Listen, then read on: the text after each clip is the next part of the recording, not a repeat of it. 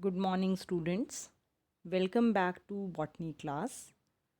हम मार्सिलिया पढ़ रहे थे। पिछले वीडियो में हमने इंटरनल स्ट्रक्चर ऑफ मार्सिलिया के बारे में आपको बताया था। इस वीडियो में हम रिप्रोडक्शन के बारे में बात करेंगे कि रिप्रोडक्शन कितने प्रकार के होते हैं और किस प्रकार से मार्सिलिया में रिप्रोडक्शन होता है।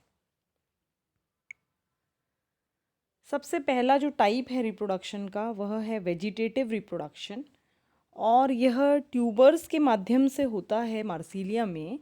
जब भी कंडीशन ड्राई होती है, जो राइज़ोम है उस राइज़ोम के ऊपर सर्कुलर से ट्यूबर्स फॉर्म हो जाते हैं, और वो जो ट्यूबर्स हैं, जब पूरा प्लांट अगर सूख जाता है तब भी फेवरेबल कंडीशन जब भी आती है वो जर्मिनेट करता है और नया स्पोरोफिटिक प्लांट दे देता है।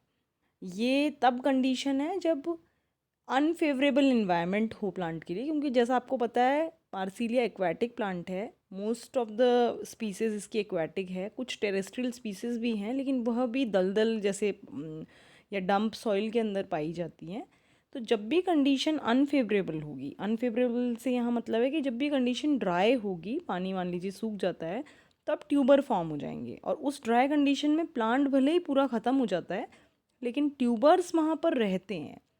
और जैसे ही कंडीशन फेवरेबल आती है, फेवरेबल से मतलब है जैसे ही पानी आ जाता है, एक्वाटिक कंडीशन इसके लिए हो जाती है, या आप कह सकते हैं कि जो दलदल था वह वापस से उस तरीके का कंडीशन आ जाती है, तब उस केस के अंदर वापस से प्लांट जर्मिनेट हो जाता है ट्यूबर्स की सहायता से, और फिर उसके बाद उसके अंदर जर्मिनेशन होने से नया प्लांट वह बना देता है।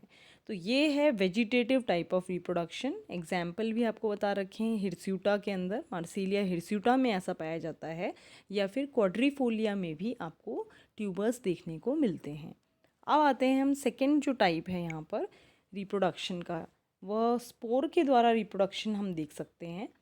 मार्सिलिया भी जो जेनरा है वह हेट्रोस्पोरस है, जैसे कि हमने लाइकोपोडियम पढ़ा था, इक्विसिटम हम पढ़ चुके, और मार्सिलिया हम पढ़ रहे हैं, सिलेजिनेला भी हम पढ़ चुके। 4 जेनरा हैं टेरिडोफाइट में आपके कोर्स में। 4 जेनरा में से 3 जेनरा मैं आपको पढ़ा चुकी हूँ, लाइकोपोडियम, इक्विसिटम एंड सिलेजिनेला।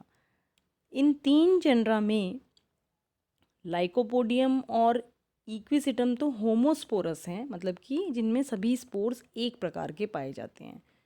लेकिन सिलेजिनेला जो हमने पढ़ा वह हेट्रोस्पोरस स्पीसीज था। हेट्रोस्पोरस स्पीसीज से तात्पर्य है कि जिसमें 2 प्रकार के स्पोर यहाँ पर पाए जाते हैं, मतलब एक से अधिक प्रकार के स्पोर अगर बनते हैं प्लांट में तो वह कंडीशन हेट्रोस्पोरस कंडीशन कहलाती है। तो जिस प्रकार से सिलेजिनेला में हेट्रोस्पोरी आपने देखी, उसी प्रकार से मार्सिलिया जो प्लांट है इसके अंदर भी हेट्रोस्पोरस कंडीशन पाई जाती है। कई बार उदाहरण पूछे जाते हैं हेट्रोस्पोरी के, तो स्टूडेंट्स ध्यान नहीं रखते, तो ये आपको ध्यान रखना है कि मार्सिलिया जो है वह हेट्रोस्पोरस स्पीसीज है, हेट्रोस्पोरस जनरा है। उसी प्रकार से सिलेजिनेला भी हेट्रोस्पोरस है। और होमोस्पोरस अगर पूछा जाए तो लाइकोपोडियम एंड इक्विसिटम जो है वह होमोस्पोरस है। इसके अंदर मार्सिलिया जो है हेट्रोस्पोरस है, और 2 प्रकार के स्पोर्स जो हैं वह जनरेट होते हैं इसमें, माइक्रोस्पोर्स एंड मेगास्पोर्स। स्पोर्स जो हैं आपको पता ही है, जैसा हम सिलेजिनेला में डिस्कस कर चुके हैं कि माइक्रोस्पोर्स माइक्रोस्पोरेंजिया में बनेंगे और मेगास्पोर्स मेगास्पोरेंजिया के अंदर बनेंगे। ये जो स्पोरेंजिया हैं यहाँ पर एक स्पेशल आपको बोलना चाहिए टाइप की बॉडी बनती है, या स्पेशल एक ऑर्गन फॉर्म होता है जिसको हम कहते हैं स्पोरोकार्प। स्पोरोकार्प से मतलब है कि ऐसी बॉडी जिसके अंदर की स्पोरेंजिया पाए जाए। तो इस स्पोरोकार्प का एक मतलब स्पेशल टाइप है, ये मार्सिलिया के अंदर ही पाई जाती है स्पोरोकार्प। आपने बाकी भी पढ़े तो आपने वहाँ देखा वो स्पोरेंजिया के अंदर स्पोर लगे हुए होते हैं, और स्पोरेंजिया जो है वह कोन स्ट्रक्चर बनाता है या स्ट्रॉबिलिस बनाता है, जिसको हम कहते हैं स्ट्रॉबिलिस ग्रुप ऑफ स्पोरेंजिया का। लेकिन यहाँ पर स्पोरेंजिया एक स्पेशल, जिसको हम स्पोरोकार्प कह रहे हैं। स्पोरोकार्प पे भी कई प्रकार के प्रश्न आते हैं, तो इसको आप थोड़ा ध्यान से देखिए। स्पोरोकार्प जो है यह लेटरली बॉर्न होता है या लिटरली बनता है शॉर्ट लेटरल ब्रांचेस पे पेटियोल के आप देखेंगे, अभी डायग्राम में भी आपको दिखाया था मैंने पिछले वीडियोस में, जब हमने स्पोरोफाइट आपको बताया था कि पेटियोल होता है लंबा सा, और उस पेटियोल में नीचे बेस के साइड पे जहाँ पर पेटियोल का बेस होता है वहाँ पर शॉर्ट लेटरल ब्रांचेस हैं, और लेटरल ब्रांचेस जो बेस पे हैं वहाँ पर स्पोरोकार्प लगा हुआ होता है। तो ये तो इसकी पोजीशनिंग हो गई। अब स्पोरोकार्प जो है वह सॉलिटरी मतलब सिंगल भी हो सकता है और ग्रुप में भी हो सकता है, और जो उसका पेडैंकल होता है मतलब जिससे जो स्टॉक होता है जिससे कि वह पिटियोल पे जुड़ा हुआ रहता है, वह स्टॉक अनब्रांच्ड भी हो सकता है और ब्रांच्ड भी हो सकता है। फिर जो स्पोरोकार्प है उसकी संख्या जो है वह भी डिफरेंट स्पीसीज में डिफरेंट हो सकती है। कुछ स्पीसीज के अंदर वह एक भी मिल सकती है संख्या में, 1 से लेकर 20 तक की संख्या पाई जा सकती है डिफरेंट स्पीसीज मार्सिलिया की में, जिसमें कि स्पोरोकार्प की संख्या 1 से 20 हो सकती है।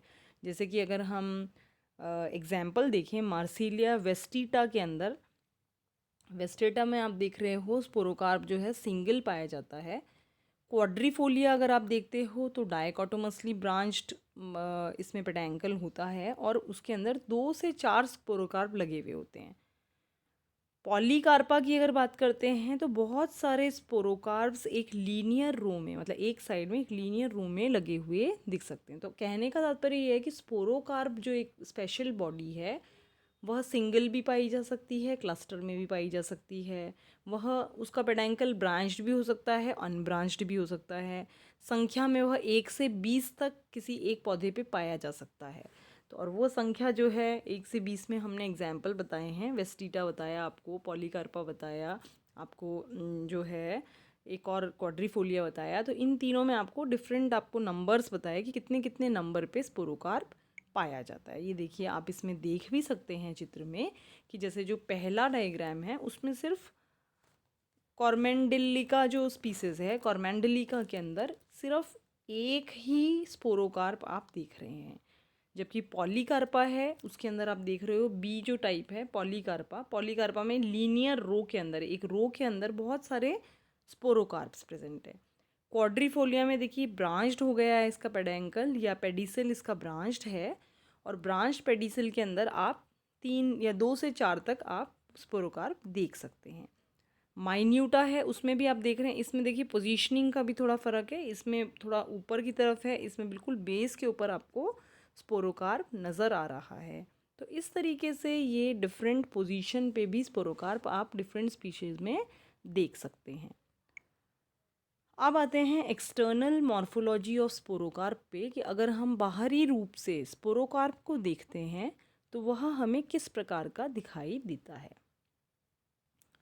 स्पोरोकार्प जो है एक ओवल या बीन शेप्ड स्ट्रक्चर है, ग्रीन और सॉफ्ट होता है जब वह यंग होता है, लेकिन जब मेच्योरिटी आ जाती है तब वह हार्ड ब्राउन कलर का हो जाता है।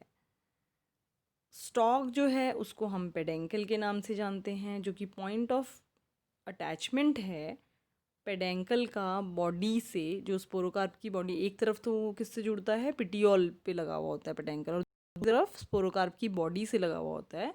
तो स्पोरोकार्प की बॉडी से जहाँ लगा हुआ होता है उस पॉइंट ऑफ अटैचमेंट को कहते हैं रैफ। और ये जो रैफ होता है उससे अगर थोड़ा सा ऊपर हम देखते हैं तो आप कुछ 2 उभार से दिखते हैं जिसको हम ट्यूबरकल्स कहते हैं, और वह अनइक्वल साइज़ के होते हैं। लोअर वन जो है वो स्टाउटर होता है, थोड़ा सा बड़ा ऊंचा सा होता है थोड़ा in comparison to upper one. तो इस तरीके का आपको स्ट्रक्चर अगर हम देखते हैं तो इस तरीके का स्ट्रक्चर हमें स्पोरोकार्प का बाहरी रूप से दिखाई देता है। अब अगर हम इंटरनल स्ट्रक्चर की बात करते हैं स्पोरोकार्प की, कि स्पोरोकार्प इंटरनली किस प्रकार का होता है, कौन कौन से उसमें लेयर्स होती हैं, क्या होता है, तो उसको हम थोड़ा देख लेते हैं। सबसे पहले वॉल ऑफ स्पोरोकार्प, आपको पता है कोई भी ऑर्गन जो होता है उसमें सबसे पहले जो बाहर के रूप बाहरी तरफ में जो चीज़ होती है वो प्रोटेक्शन के लिए बनाई जाती है। तो यहाँ पर भी वॉल है स्पोरोकार्प की जो कि बहुत ही हार्ड है, थिक है और रजिस्टेंट है मैकेनिकल इंजरी के, मतलब कि कोई भी झटका लगे कोई भी प्रेशर पड़े तो वो एकदम से टूटता नहीं है। तो वो उस तरीके का बना हुआ है हार्ड की वह ये सब चीज़ें सह सके। अब इसकी जो लेयर्स हैं, जो वॉल बनी हुई होती है, वो 3 ज़ोन में विभाजित है या 3 लेयर में विभाजित है। पहली होती है इसमें सबसे बाहरी लेयर एपिडर्मिस, मिडिल लेयर है इसमें हाइपोडर्मिस, और तीसरी इनर जो लेयर है वह पैरेन्काइमेटस जोन के नाम से जानी जाती है। अब एपिडर्मिस जो है वह सिंगल लेयर्ड है और ब्रॉड कॉल्यूमिनल सेल से बनी हुई है। बीच बीच में जो है इसमें संकन स्टोमेटा भी पाए जाते हैं एपिडर्मिस में। फिर एपिडर्मिस जो है उसमें कई जगह पे आपको मल्टी सेलुलर हेयर्स भी देखने को मिल सकते हैं। इसके बाद जो एपिडर्मिस होती है उसके बाद आपको अंदर की तरफ में जो मिडिल लेयर है वह हाइपोडर्मिस कहलाती है। वह 2 लेयर्ड स्ट्रक्चर है और पैलिसेड जो सेल हैं, जो इलोंगेटेड सेल्स हैं, पैलिसेड सेल, उस प्रकार के स्ट्रक्चर आपको हाइपोडर्मिस में देखने को मिलता है। और दोनों ही लेयर जो है यहाँ पर उसमें इंटरसेलुलर स्पेसेस नहीं पाई जाती हैं और क्लोरोप्लास्ट यहाँ पर पाया जाता है हाइपोडर्मिस में। अब हाइपोडर्मिस जो है उसके बिल्कुल अंदर जो लेयर है वो पैरेन्काइमेटस लेयर होती है। और यह पैरेन्काइमेटस लेयर जब स्पोरोकार्प मैच्योर हो जाता है उस समय पर जेलेटिनाइज हो जाती है और एक जेलेटिन रिंग के रूप में प्रेजेंट रहती है।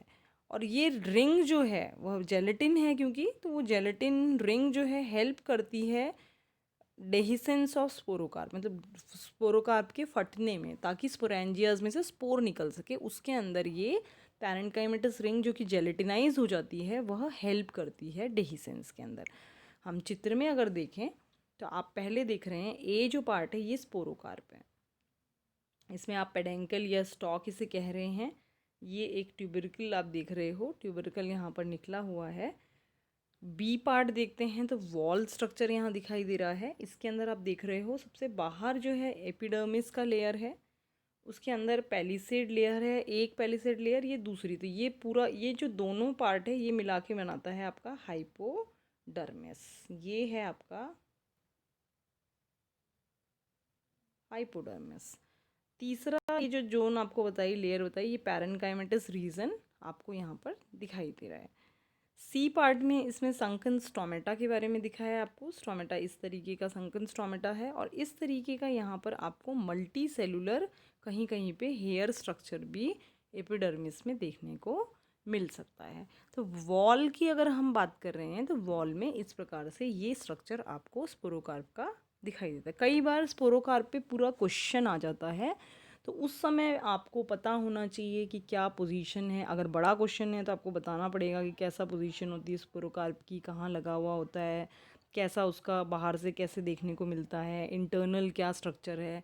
फिर उसके बाद हम आगे ये भी पढ़ेंगे, उसमें इम्पॉर्टेंट है वो कि अलग अलग अगर हम इसका सेक्शन कटिंग करते हैं स्पोरोकार्प की अलग अलग तरीके से तो हमको अलग अलग प्रकार से स्ट्रक्चर दिखाई देते हैं। वो मैं नेक्स्ट वीडियो में डिस्कस करूँगी आपके साथ, तो वो भी बहुत इम्पॉर्टेंट है। अब है कैविटी ऑफ स्पोरोकार्प, जो अंदर का पोर्शन है। अभी तो आपने वॉल एरिया देखा, सिर्फ बाहरी जो वॉल था, वॉल के अंदर एक कैविटी है जिसमें कि स्पोरेंजिया लगे हुए होंगे। तो उस कैविटी के अंदर किस प्रकार से स्पोरेंजिया लगते हैं, क्या स्ट्रक्चर होता है, वह हम देखते हैं।